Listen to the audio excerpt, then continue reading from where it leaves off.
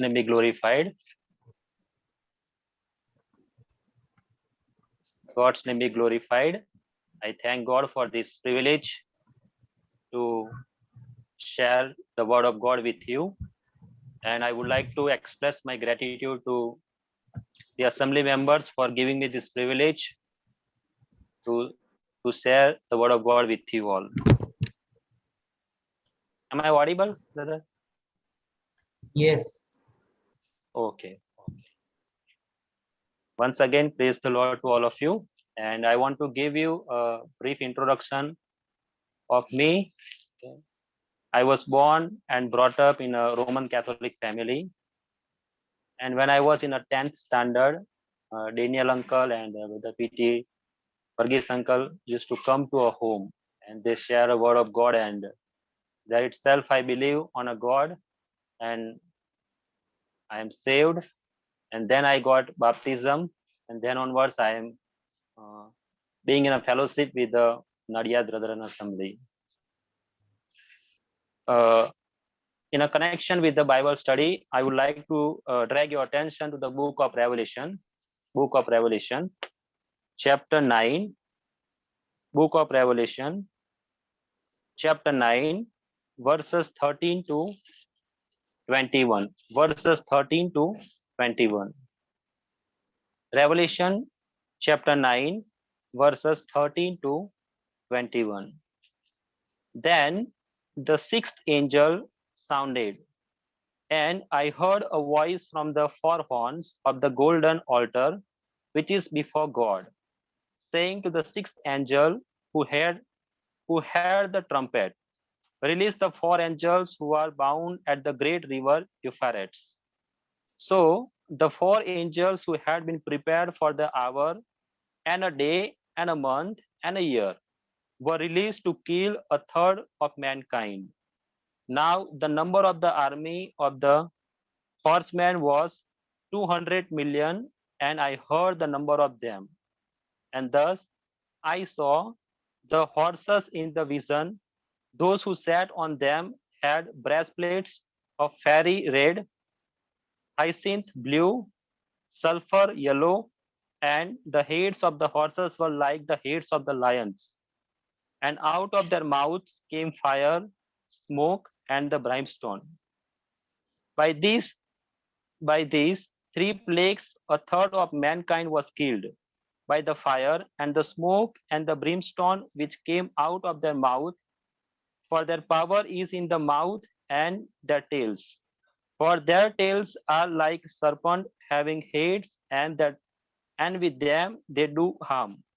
But the rest of the mankind who were not killed by these plagues did not repent of the work of their hands, that they should not worship demons and idols, idols of gold, silver, brass, stone, and wood, which can neither see nor hear nor walk.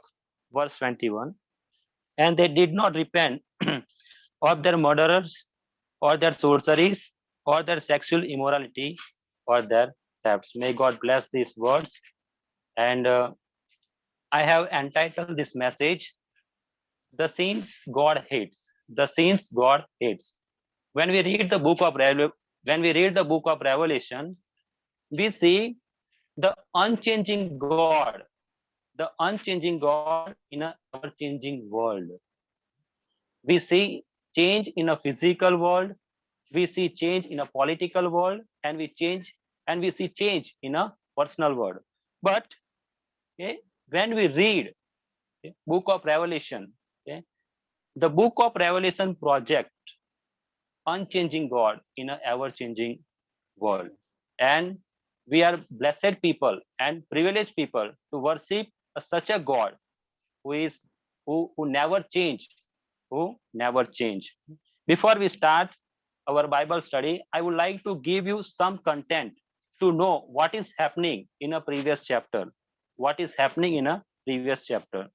When we read chapter 1 verses chapter 8 verses 1 to 6, we see the preparation of the trumpet.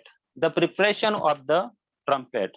And when we come to chapter 8 verse 7, we see first trumpet, where we see 1/3 vegetation destroyed. Chapter 8, verses 8 to 9, we see second trumpet. There we see 1/3 ocean is destroyed. When we come to chapter 8, verses 10 to 11, we see third trumpet. 1/3 water is destroyed. Chapter 8, verses 12 to 13, we see the fourth trumpet. 1/3 luminaries darkened. Chapter 9, verses 1 to 12, we see fifth trumpet, where we see demon is released. And chapter 9, verses 13 to 21, we see the sixth trumpet, where the 1/3 humanity is destroyed. Okay, many things are going to change, many things are going to be destroyed, because the wrath of God has poured on the earth. Okay? And when we read the chapter 9, verses 1 to 3, 1 to 12, we see there will be a demonic power, demonic army coming from the bottomless pit. And when we read verses chapter 9, verses 13 to 21, we see there will be a human army coming from the east, most probably the modern day Iraq. And verse 13, I would like to start from the verse 13, where it says that, then the sixth angel sounded. Okay, I would like to give you a comment here. Okay, whenever you read, okay, every trumpet judgment, the severity of judgment is increased. But sad to know that, few repent, but most of their hearts, okay, most of them have their heart hardened. And that is the reason we see that, then the sixth angel sounded, and I heard a voice from the four horns of the golden altar which is before God. Okay, here we see a golden altar which is before God. Okay, when we read the Revelation chapter 8, verse 9 and 10, okay, this is the altar where saints of God used to offer the prayer. This is the altar where the saints of God used to offer the prayer. Okay, and when we read in a verse 9 and 10, okay, chapter 6, verse 9 and 10, and they cried out with a loud voice, saying, how long, O Lord, holy and true, until you judge and avenge our blood on those who dwell on the earth? Okay, some says that, okay, the fourth judgment, okay, or the trumpet judgment was, or the woe is to application to the supplication made by the servants of God or the saints of the God. And that's what we see here. Okay, the altar where the saints used to offer their prayer. Okay, there we have another expression where we see that four horns, four horns. Okay, when you read in a First King chapter 1, verse 50 and 51, okay, we see there the horn are symbolized as a mercy, as a mercy. First King chapter 1, First King chapter 1,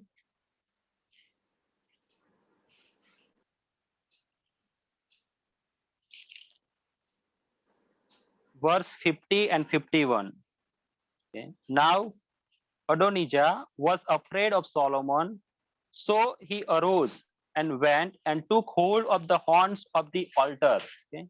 Verse 51, and it was told Solomon, saying, indeed, Adonijah is afraid of a king Solomon. For a look, he has taken the holds of the horns of the altar, saying, let King Solomon swear to me today that he will not put his servant to death with the sword. Here we see the four horns are symbolized as a place of the mercy.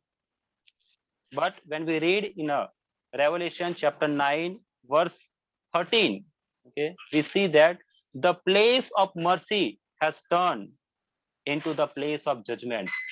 The place of mercy has turned into the place of judgment, because the people of this world has rejected the revelation of the God. The people of this world has rejected the revelation of the God, and that is the reason the place of mercy has turned into the place of judgment. And that's we see that, okay, the 1/3 of the humanity is being destroyed. My dear brothers and sisters, okay, when we reject the revelation of the God, when we denied the revelation of the God, okay, the place of mercy is turned into the place of the judgment. That's what the principle we could learn from this chapter, or learn from this chapter 1. The four horns of the golden altar, which is before God. And that's what happening in the past. If you study from Genesis to Revelation, we see the people have rejected the revelation of the God. When we look into present time, okay, we see that the people are rejecting the revelation of the God. And when we come in the chapter 9, we will see that the people will be rejecting the revelation of the God. And a result, 1/3 of the humanity is being destroyed. When we study this, okay, we see the sixth trumpet judgment is slightly different what had happened before, because there we see that the human army, okay, coming from the east. Verse 14, chapter 9, saying to the sixth angel who held trumpet, release the four angels who are bound at the great river Euphrates. Okay. Now here I want to give you a little bit a geographical location. Okay. Bible scholars believe that Euphrates is located in the east. Okay. When we read Genesis chapter 2, okay, we see there are two rivers, okay, Tigris and Euphrates. They are running parallel to each other, and they believe that this river is located into the east. And that is the reason this area, okay, here it says the great river, at the great river of Euphrates. This area is mainly called the Mesopotamia. Mesopotamia. In Hebrew, it is called the Shinar. Okay, what Shinar? In Hebrew, it is called the Shinar. When you read the Genesis chapter 11, verse 2, there we see the call of Abraham. Genesis chapter 11, verses 2. There we see the call of Abraham.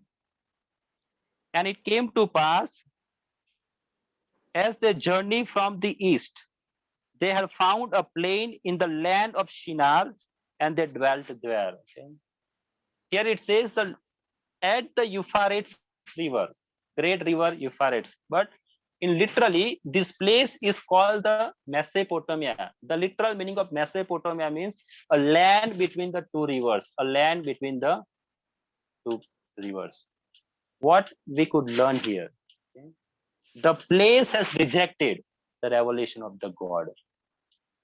The people has rejected the revelation of the God, and the result we see the wrath of the God. The wrath of the God. When we read the Revelations chapter 16, verse 12, okay, there we read about the Euphrates river. Then the sixth angel, Revelation chapter 16, verse 12. Then the sixth angel poured out his bowl on the great river Euphrates, and its water was dried up, so that the way of the king from the east might be prepared. Here we see the sixth angel sounded, okay, and the army at the Euphrates rivers is released. But in a chapter 16, verse 12 of Revelation, we see that the sixth angel poured out. It is a bowl judgment. Okay? And we see that supernaturally, okay, the water of Euphrates is dried up. And here we see that, so the way of the king from east might be prepared. Prepared for what? Okay, when you read the following verses, you see they are going to prepare to war against the Almighty God. They are going to prepare, or they are going to be prepared to war against Almighty God. Okay? Fight against God. And that is the principle we could learn here. Okay? When we reject the revelation, okay? When we deny the revelation, okay, we are ultimately going against the God. We are ultimately going against the God. That is what happened in the past. This is what happening now, and this is what is going to happen in the future. We see here, the king from the east might be prepared. There are some Bible scholar named John Walwood, one of the scholar who has propagated the dispensational theology. Okay, we believe that in a rapture of the church. Okay, he says that the kings of the east are most probably the Chinese army. Okay, China will lead. Okay?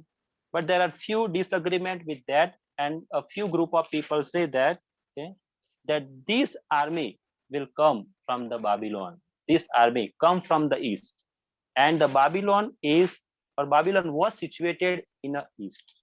So they believe that this army are marching against God.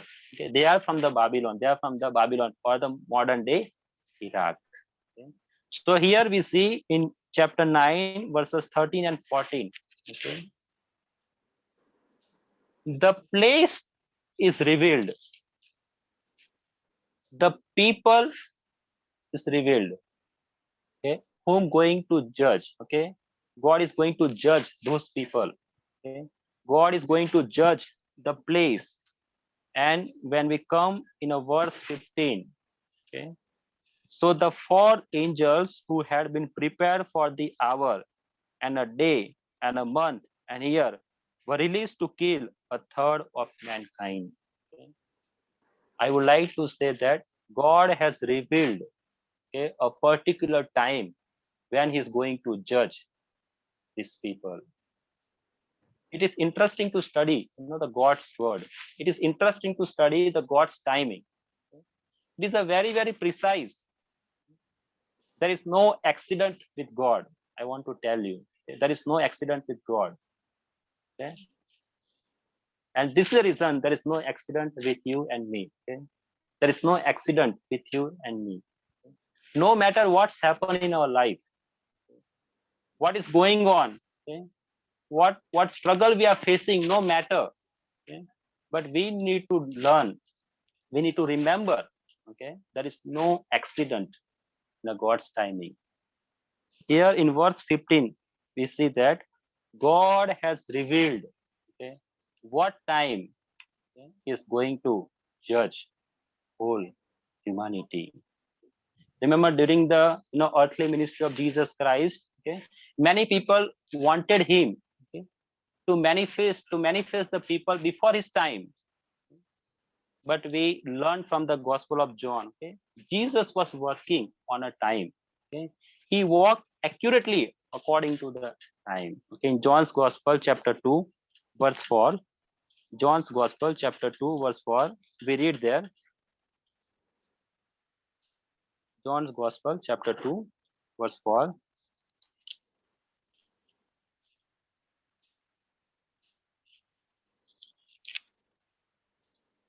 There he says, Jesus said to her, "Woman, what does your concern have to do with me? My hour has not yet come." See here, Jesus was working with the time. Okay? He worked on an accurate time. Okay? When we read in John's Gospel, chapter 12, verse 27, there we see John's Gospel, chapter 12, verse 27, we see, "My soul is troubled, and what shall I say? Father, save me from this hour. But for this purpose, I came to this hour." Okay? We see here. That's reason we drew a principle. Okay, there is no accident with God, and that is the reason there is no accident with me and you all. There are many verses that speaks about the timing of God. Okay? Notice here, man always wants to do the thing according to our own time. But Jesus is very clear. The things of God should take place on a God's calendar. Okay? The things of God should take place on a God's calendar. He says that hour is very important. Day is very important. month is very important in a God's calendar, and that is the reason, when we read Galatians chapter 4 verse 4, okay, we see the born of woman, okay, when the time came, the first coming of Jesus was never randomly, okay? It was not randomly, the all stage was being set. It was on a perfect time. And here verse 15 we see God revealed, okay, God revealed the perfect time when he's going to judge this one third of the humanity. Why did I bring this point with you all?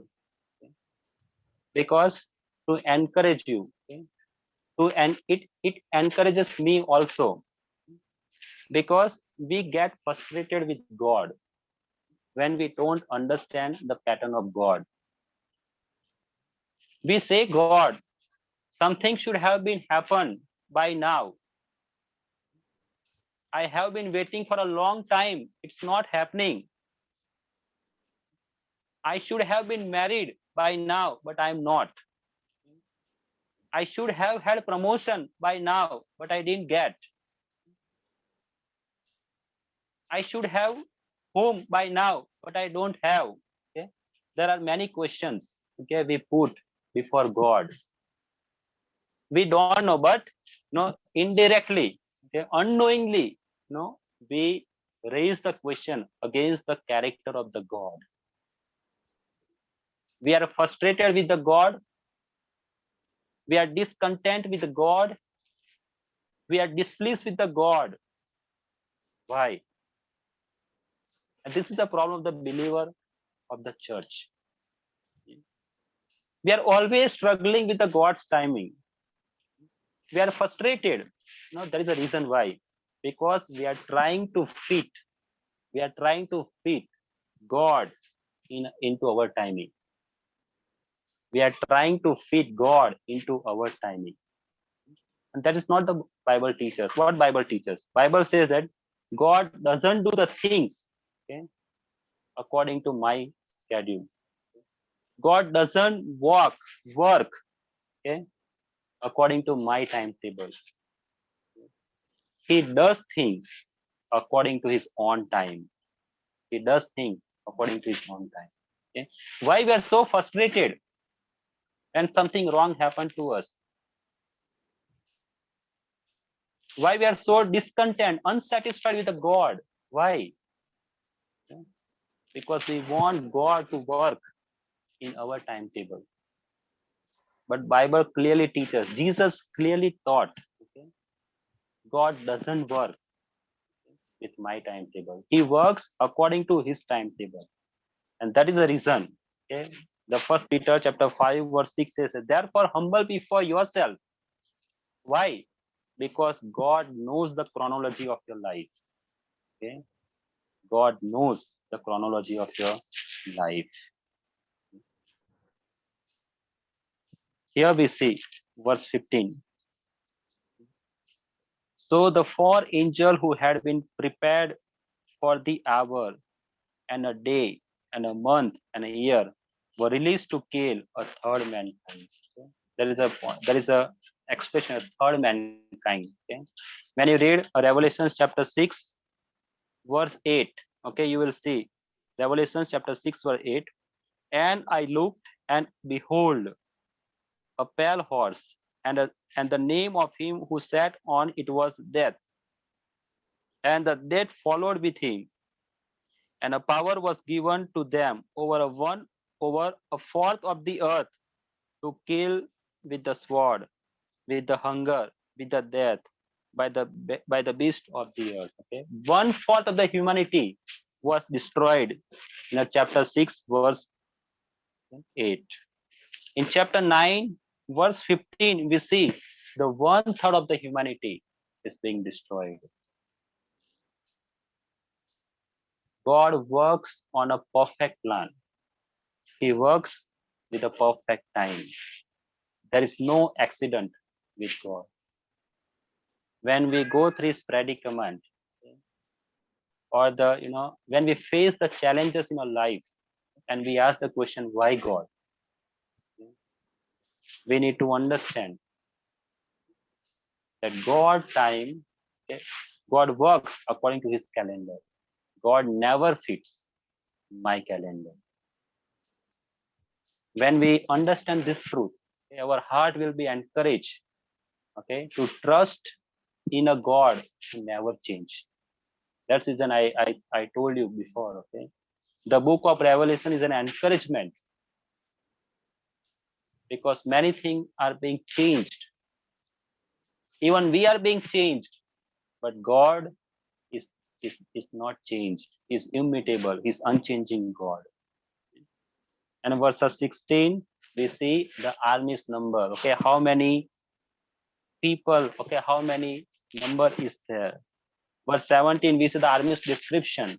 Okay, verse 17. And thus I saw the horses in the vision. Those who sat on them had breastplates of fiery red, hyacinth blue, sulfur yellow, and the heads of the horses were like the heads of the lion, and out of their mouths came fire, smoke, and the brimstone. Okay. Then we see verse 18. There are two expressions, verse 6, 17, 18, and 19. Okay, there are two expressions of these people. Okay. How are these people going to appear? Okay, they say that the horse head like the lions. Okay. Have you ever seen a lion? Okay, when I was in a 11th standard, I used to think that okay, I could kill the lion with the sword. I could kill the lion with the sword. But when I visited zoo and I see a lion very closely, I thought I can't, and I will never. Here says that okay, their their mouths or their heads are like a lion, very powerful. You cannot control them from the front side. You cannot control this army from the front. And when you read the another expression, it says that their tail like serpents. Okay, means you cannot control them from the back. Okay? They are, they're uncontrollable. We cannot control them, and that is the reason we see there. Okay? These people are very, very powerful. These people are very, very powerful, and say that the 1/3 of the humanity is being destroyed. What we could learn here? God is going to judge this earth very terribly. God's overwhelming judgment has been seen in these 4 lines. And then we come to the verse 19 and 20. Okay, we see from there I have taken the title. Okay, the sins God hates. The sins God hates. We see verse 19. Verse 20.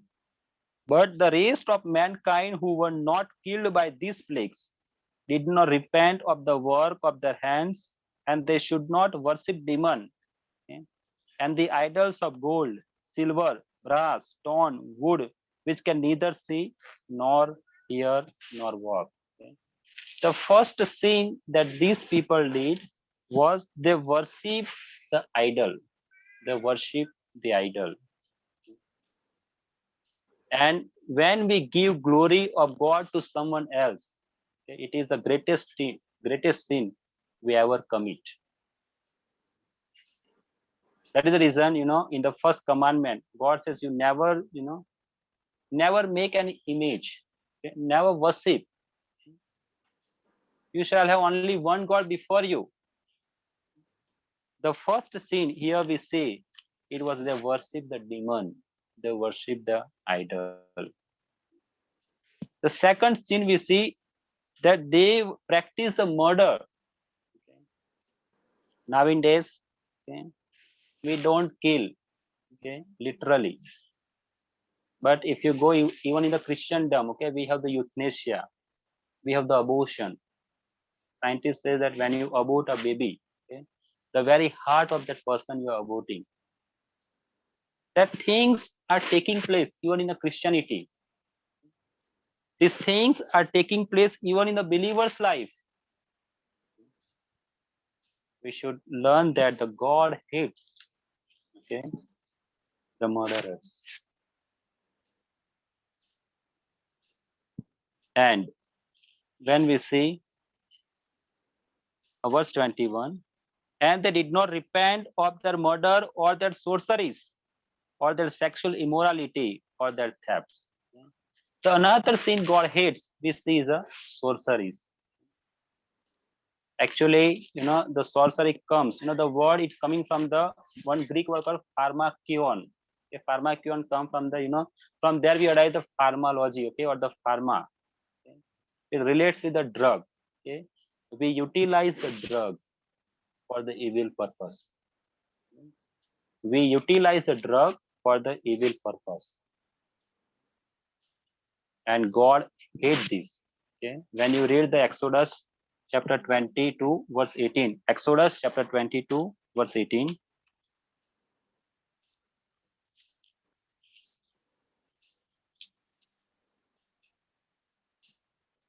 Exodus chapter 22, verse 18. You shall not permit, okay, sorceries to live. Okay. Here clearly God says to Israel, you never permit, okay, or you never practice. Not practice, you shall not permit. Even the permission shouldn't be given to this sin. And when you read, when we come to Revelation chapter 20, verse 21, verse 8, Revelation chapter 21, verse 8. But the cowardly, unbelieving, abominable, murderers, sexually immoral, sorcerers, idolaters, and all liars shall have their part in the lake which burns with the fire and a brimstone, which is the second death. God hates the idolatry. God hates the murderers. God hates the sorcery. When we read once again Revelation chapter 22, verse 15. Revelation chapter 22, verse 15. But outside are dogs and sorcerers, okay, and sexually immoral and murderers and idolaters and whomever loves and practice a lie. Okay. Outside, they are outside of the God.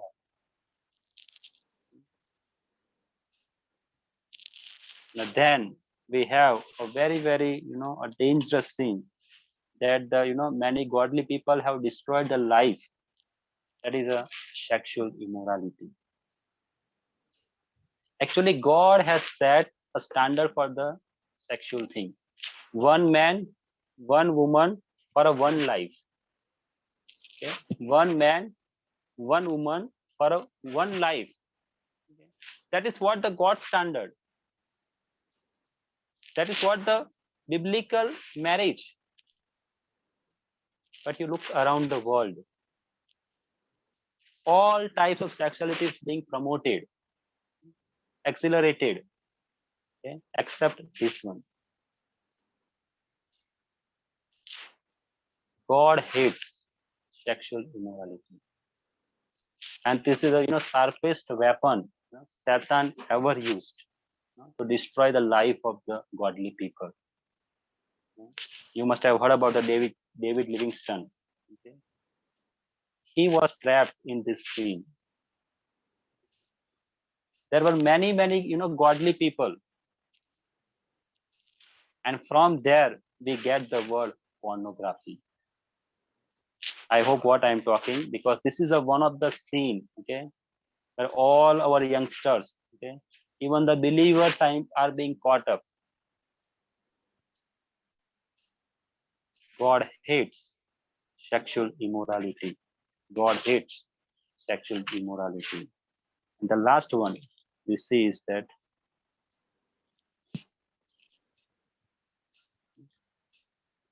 sexual immorality or their thefts. Even the stealing, God hates. Even the stealing, God hates. And that is the reason I have given this title. God hates these sins. Remember how I started. Okay? When we reject the revelation of the God. Okay? When we denied the revelation of the God, okay, we ultimately going against the God. We say that God, this is your word, but I don't want to work with you. I don't like. Okay, and we purposefully we are going against the God's word. And Paul's right in a Romans chapter 1, he gives beautiful description. He says that Romans chapter 1,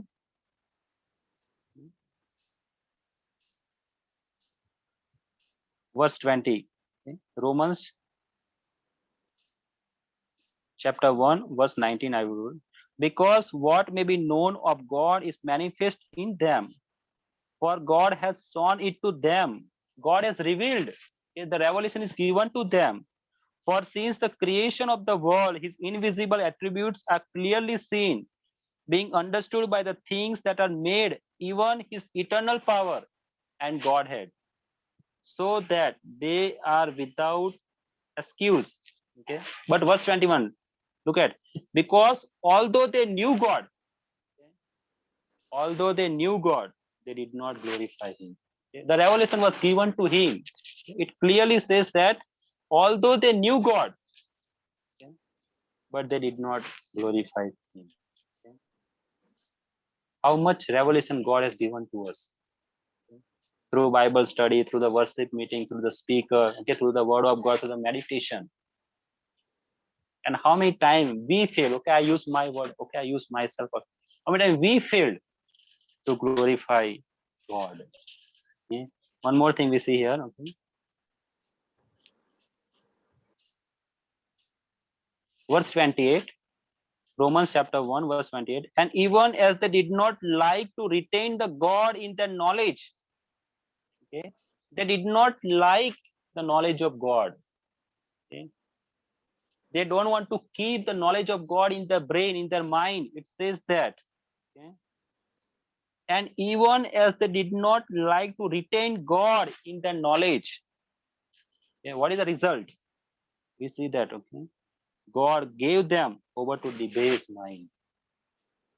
God gave them over the debased mind.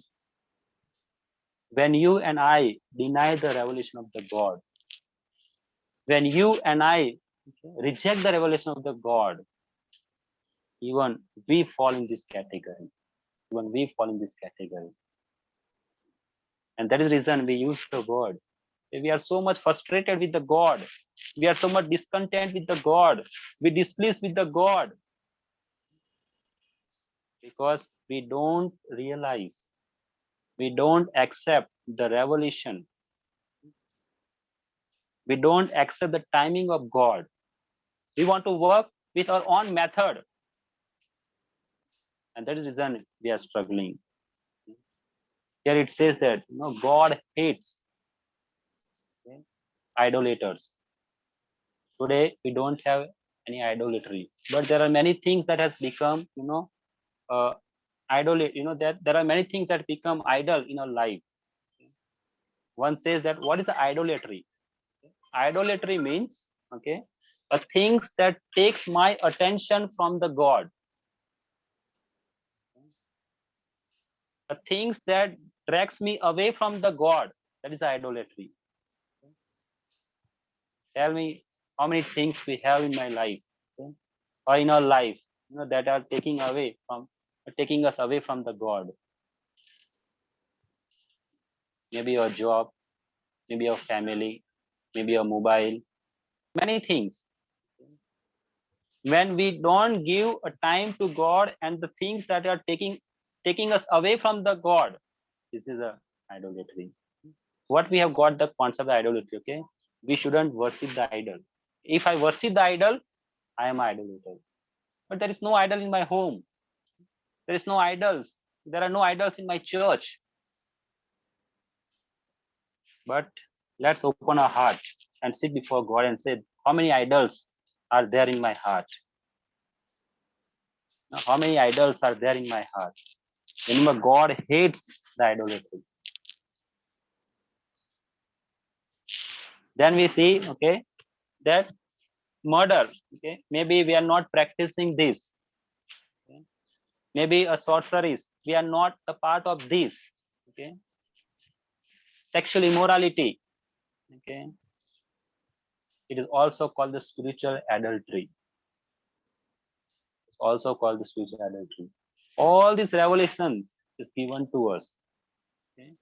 So we may be edified, we may be encouraged, okay, to work with God, to walk with God, okay, to learn from Him, to lean on Him, and to love toward Him. And I will, and I would like to tell you, okay, and these things are in our heart. We will never lean on God. We will never love God. It may be outside. Okay? We may see from outside. These brothers are coming, these sisters are coming, these kids are coming. Okay? But from our heart, okay, we will be very, very far away from the word of God, from the illumination of the God. And that's the reason we read. Okay, 1/3 humanity did not repent. Okay, we read there. Okay, yeah, they have seen. Okay, horses are like lions. Okay, horses' tails are like serpents. They have seen the power. Still, okay, they say that. Okay, still, okay, remaining people did not believe. It says that. Verse 20 of chapter 9 Revelation. But the rest of the mankind who were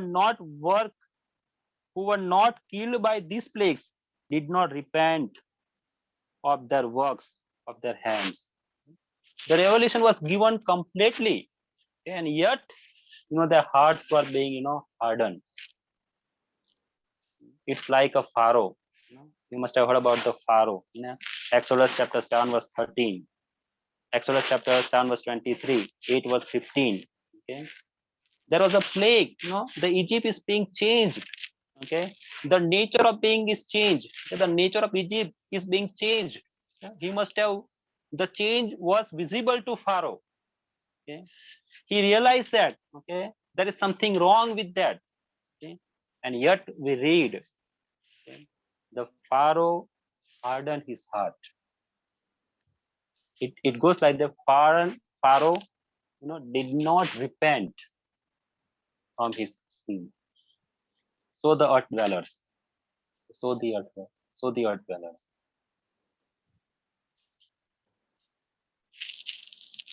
I want to live with this application. How many times we have hardened our heart, when a particular revelation is given to us from God, okay, from a servant of God, from a fellow brothers, from a fellow sisters. How many times, some people have come and don't do this. Okay, it is against God's word, and yet, we have hardened. Instead of asking forgiveness to God, what we do, we go against the God. We prepare ourselves to fight against the God, and that is what we see in chapter 9, verses 13 to 21.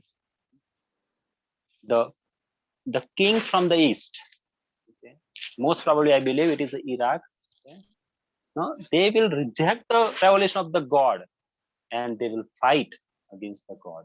They'll fight against the God. They'll go against the God.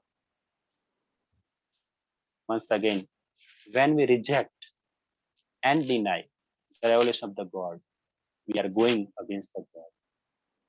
May God help us to accept the revelation of the God, to lean on that revelation, and we may fix our time in a God's calendar, and His name will be glorified. Thank you, brothers.